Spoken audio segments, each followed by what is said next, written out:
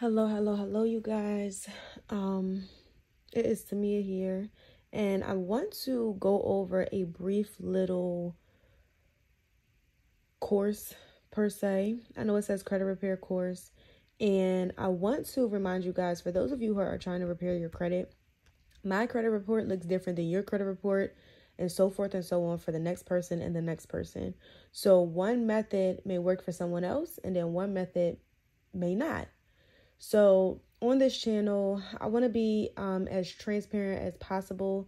And I also want to give you guys good advice and good tools that you can use. That is why you'll see on this channel, I'm very, very big on foundation, and I'm very, very big on, learning the basics. Because once you learn the basics and what credit reporting agencies can and cannot do, debt collectors can and cannot do, financial institutions, things like that, then you'll be able to build off of that and customize it to your needs, to what your credit report says, to the violations that you specifically have with your financial institution. So I want to make that very, very clear. But in here, we're going to go through the basics, and this is definitely going to help a lot of people. So let's get into it. Tips when fixing your credit. Do not apply for anything while working on your credit. If your credit's already bad, you've been getting denied, what's the point of keep adding on hard inquiries that you're going to have to remove? You're just making more work for yourself. Do not apply for anything while working on your credit. You can, though, build your business credit while you're working on your personal credit. Stay up to date on payments with open accounts in good standing. So if you have accounts that are in good standing, you don't want them to then fall behind. If you're like, okay, well, I want to keep this account, but I'm not going to be able to pay it, or so forth and so on. First of all, make a payment arrangement, call your financial institution and see what you can do. And then on top of that, we're going to get into billing errors and discharging debt soon on this channel. So I want you to stay tuned for that, because as you guys know, all of our bills are prepaid. That's why they come in a positive balance. So with that being said, we're going to leave it at that, and we're going to continue on. So those are the two routes you have: making that payment arrangement, or paying it, or discharging the debt, which we all should be doing. That's how we lower the public debt. Keep utilization under 30%. Really, you want to keep it under 6%. But you are going to see really, really good results by keeping it under 30. If you really want to maximize on them results, under 6%. You want to see that credit score boost, under 6%. Never dispute online. You give up certain rights. I know you've heard this before. Never dispute online. Study. That's going to be your foundation. Like, study. Like, imagine everything that you can do by just knowing the basics, right? You know how you learn something new, like you learn the game of Uno and stuff like that, right? And then you learn the basics, and then you and your friends start playing Staxies, and then y'all start playing another type of way because you learn the basics. That's how it is with credit, discharging debt, consumer laws in general. Once you learn the basics of, okay, these are the rules, this is what I can do, this is what I can't do, then you could start bending them per se. Credit bureau info. If you plan on suing the credit reporting agencies, my book is 50% off until November 28th. Credit bureau info. So if you want to screenshot this is their PO boxes, and this is their phone numbers. If you want to dispute online, if you want to dispute over the phone, you're only going to really follow up. You can dispute online too, but for real, you want a paper trail. So you're going to go with the mail first. Okay, 18 U.S.C. 8. The term, obligation, or other security of the United States includes all bonds, certificates of indebtedness, national bank currency, Federal Reserve notes, Federal Reserve bank notes, coupons, United States codes, United States notes, treasury notes, gold certificates, silver certificates, fractional notes, certificates of deposit, bills, checks, or drafts for money drawn by or upon authorized officers of the United States, stamps and other representatives of value of whatever denomination issued under any act of Congress and canceled United States stamps. So this is pretty much telling you that all of your bills are the obligation or the security of the United States. What is a credit card? Okay, so this is one of my favorite ones, y'all. And we want to think of a credit card outside of what Google tells us and what Google, if you Google credit card and click on photos, this is what it's going to give you. But Congress says, and the law says, that a credit card is something different. So the term credit card means any card, plate, coupon book, or other credit device existing for the purpose of obtaining money, property, labor, or services on credit. So when you think about the, what they ask you for when you're, wanting a loan or anything like that, they always ask you for your Social Security card. Any card existing for the purposes of obtaining money, property, labor, or services on credit. Any card. 15 U.S.C. 1692C. Communication with the consumer generally without the prior consent of the consumer given directly to the debt collector or the express permission of a court of competent jurisdiction. A debt collector may not communicate with a consumer in connection with the collection of any debt. I want y'all to read this again. Communication with the consumer generally without the prior consent of the consumer given directly to the debt collector. Do you remember ever giving a debt collector permission to contact you? I never did. Or the express permission of a court of competent jurisdiction. A debt collector may not communicate with the consumer in connection with the collection of any debt. I also want you to think about your consumer report, right?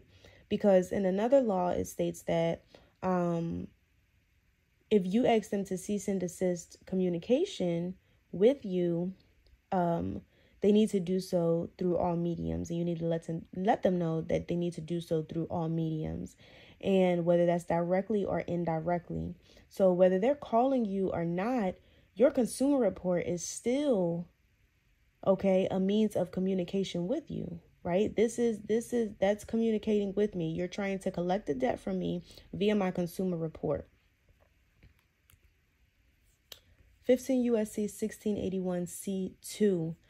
Block except as otherwise provided in this section. A consumer reporting agency shall block the reporting of any information in the file of a consumer that the consumer identifies as information that resulted from an alleged identity theft not later than 4 business days after the date of receipt by such agency of appropriate proof of the identity of the consumer.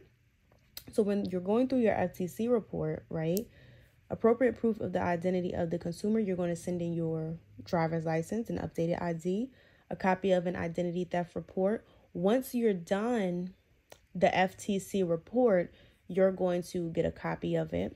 The identification of such information by the consumer, which is just the accounts. So what accounts do you identify to be identity theft? If you really want to be technical, all of them is identity theft, but this method works very, very well and more potent on collections.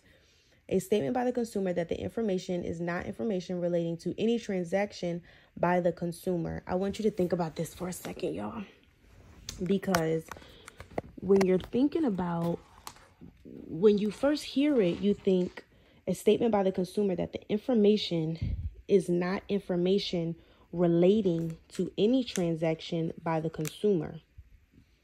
Okay, so let's think about it. If you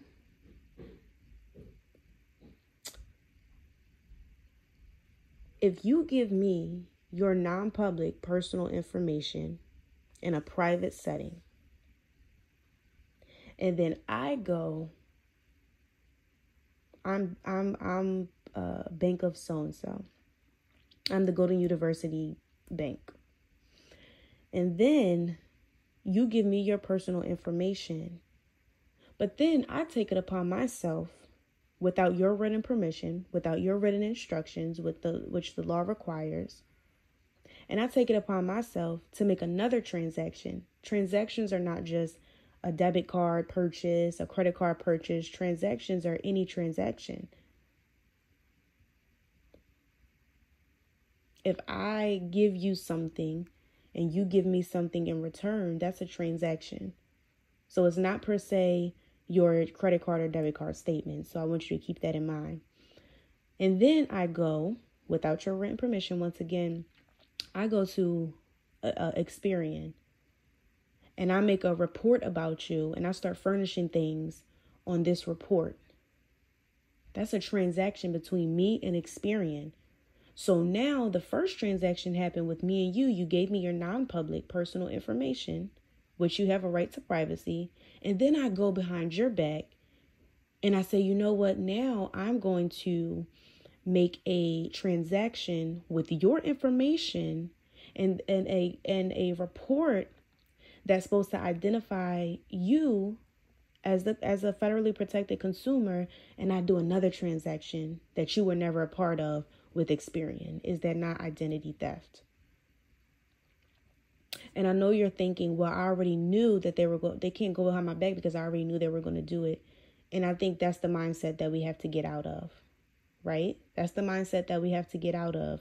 And because they've normalized fraud and breaking laws, because they've normalized it, right? And this is just what we fell into. We never really exercised our rights. We're always getting a lawyer because we're incompetent, because that's how the court looks at us. When we hire lawyers and attorneys and things of that nature, no matter how big or small, they're looking at you. The court is looking at you like you're incompetent. So this is what we're trying to fix. Us not knowing.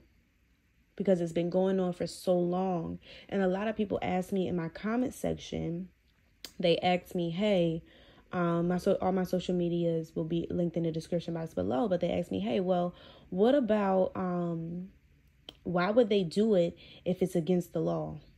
Why do lawyers lie in court? Why do police officers get in trouble for breaking the law? Because they can get away with it, or they feel like they can get away with it at that time before someone says, I know the law, I'm competent enough, and I'm exercising my rights as a consumer. Freeze third parties. During the dispute process, you want to freeze third parties. So if you do not know already, there are a lot of consumer reporting agencies, and those consumer reporting agencies house different things. So we have Experian, Transunion, and Equifax, but a lot of people still don't know that you have consumer reporting agencies that house evictions, that house employment screening, that house bank accounts and bank account information. They have your transactional history with bank accounts, with banks that you've done business with, and things like that. And I'll also leave a link below so you can see all of them. Because if you are fighting a bankruptcy, right, and the bankruptcy that a lot of people are using they're going to the courts and they're asking, hey, because the courts don't report to credit reporting agencies, because credit reporting agencies are not government entities. And we'll get into that in another video, but they're going to credit reporting agencies. People are going to the courthouse and they're asking, hey, are you reporting this to the credit reporting agencies? Because when you look at a bankruptcy, it says the court is reporting it. And that's false and misleading information, because the courts don't report to the credit reporting agencies. So they're getting the letter and they're sending it and they're asking, hey, if the courts are reporting and this is not, and the courts are saying that they're not, this is false and misleading, you need to delete it immediately. And people are getting deletions like that as well. But you also want to ask them, where are they getting this information from? Okay, it's false and misleading. The court, you got your letter, and let's say that method didn't work. I'm telling you, credit repair is not like that. It's not going to work for everybody. the same way, the same exact way all the time. So this is why I will be teaching different methods, and foundation is very, very key.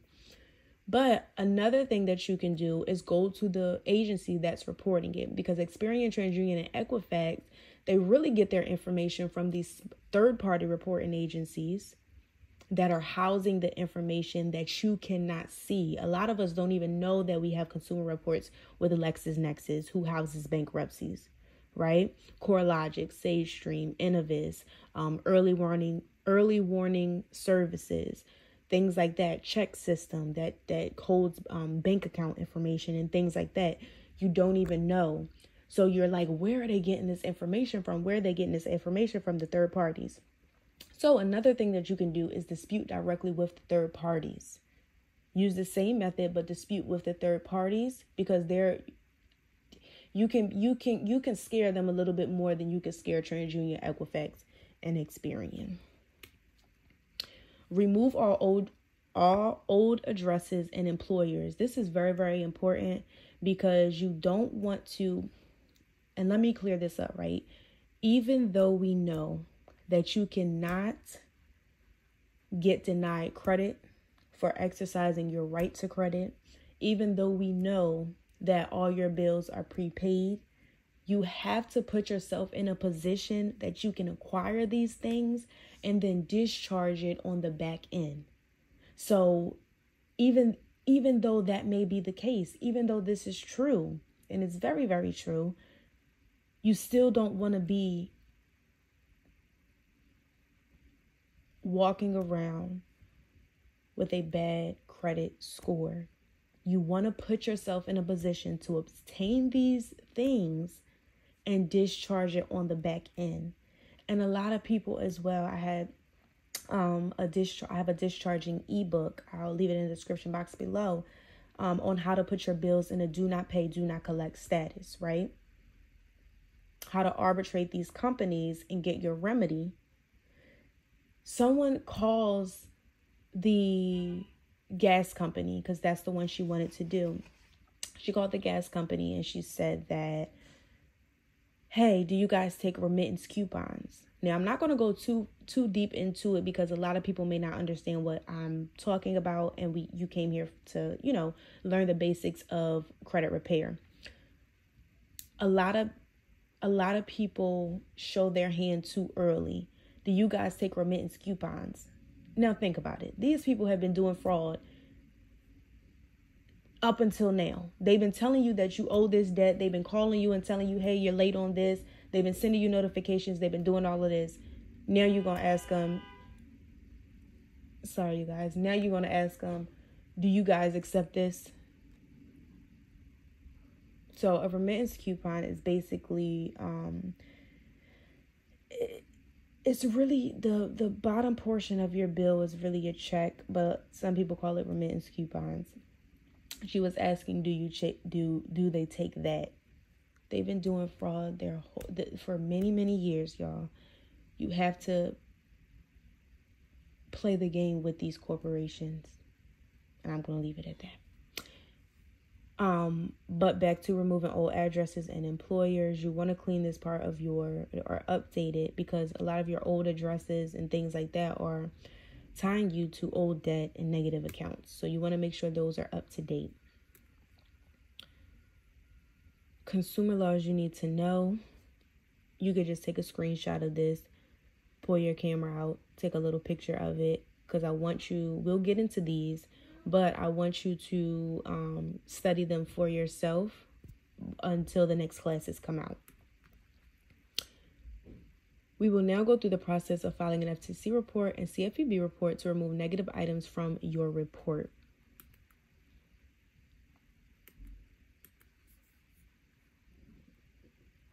Okay, that's it. I didn't fix the 10 out of 15. All right, so let's go to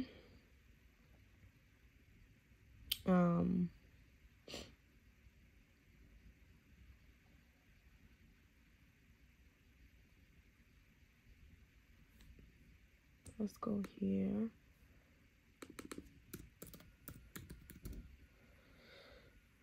see, you want to go to identitytheft.gov. You're going to press get started.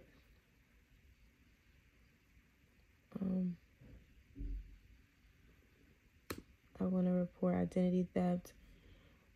You're going to do credit card accounts. And let me tell you why you're going to do credit card accounts, right? You would think to do something over here. And this is for, people who have, you have to remember the scenario that I gave you about identity theft, right? We always think about identity theft as in someone stole your credit card or someone stole your literal identity and is trying to be you or something like that. You think of regular everyday people, but we forget that corporations can steal your identity as well, right? Just like when you sign up for telephone services, when you sign up with T-Mobile, we know that they're selling our personal information. We know it. That's why we're getting scam calls. And then they have the nerve to go back and say, hey, do you want the spam call blocker? Sick. Credit card accounts. Remember what a credit card is. Any card, plate, or coupon book existing for the purposes of obtaining money, service, property, or labor on credit. Your Social Security card is a credit card.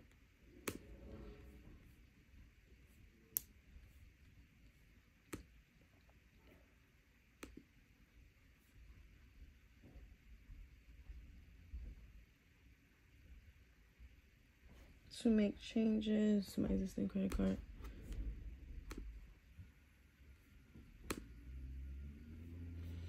You can skip this part. Here you're going to put in your, let's just say,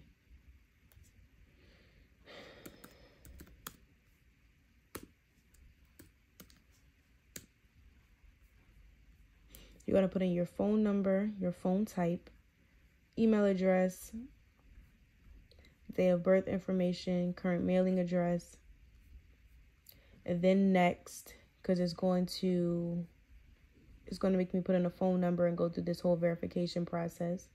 Suspect information. Suspect information is going to be,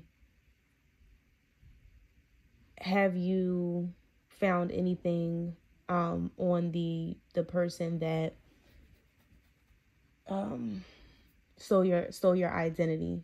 No, you really don't know. You don't know who specifically did it. You know, it was someone in, with business affiliated with your financial institution, but you really don't know. It's going to ask you some additional information.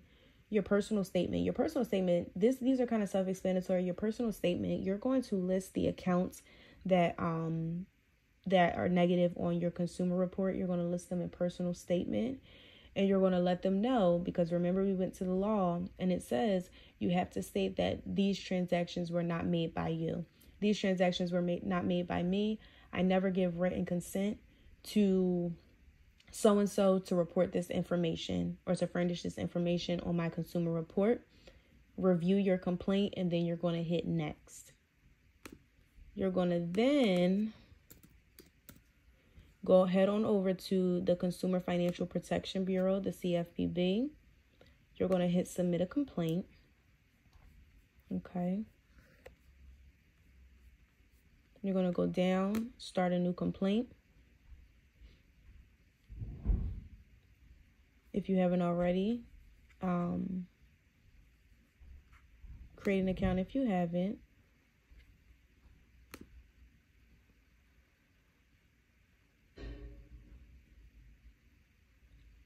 You're going to log in, start a new complaint.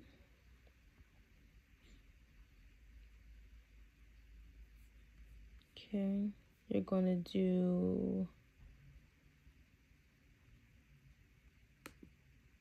credit reporting,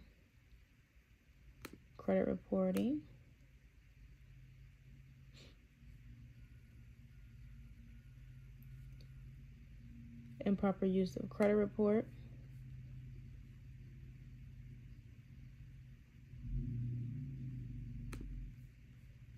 Have you already tried to fix the problem with the company? Yes.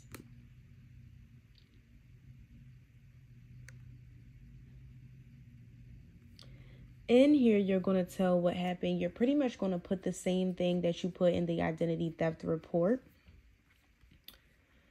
What would be a fair resolution? Please delete the accounts.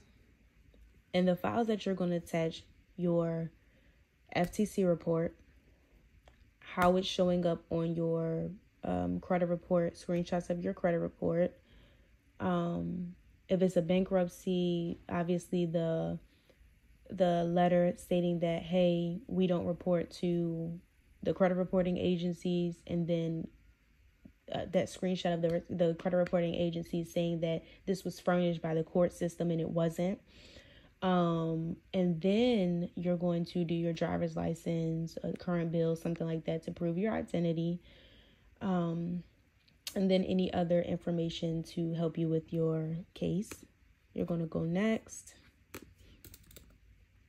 I got to put something in here to get to the next part.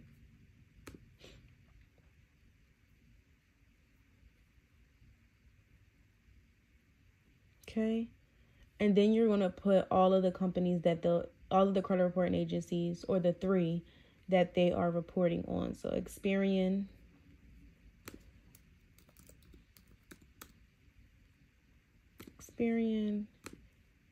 you're going to do this.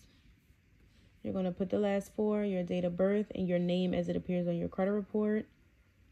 You can also add another company. So if the accounts are on Experian and Transunion, you're just going to do the same thing. Transunion.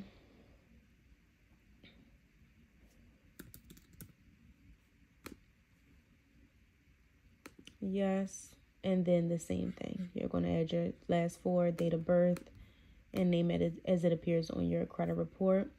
So I want to leave you guys with not being discouraged. I know a lot of people get really, really discouraged when it comes to doing their credit repair and things like that. You can it's very, very discouraging. It's very, very discouraging. I want to say I want to do a community where you guys can come and get clarity and get information.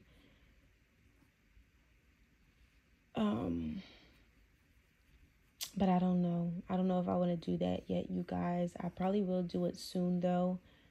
And I also want to stay the course. And it's going to be a lot more videos explaining and breaking down the FCRA, which is the Fair Credit Reporting Act, and so forth and so on. So I will see you guys in the next video. Have a good one.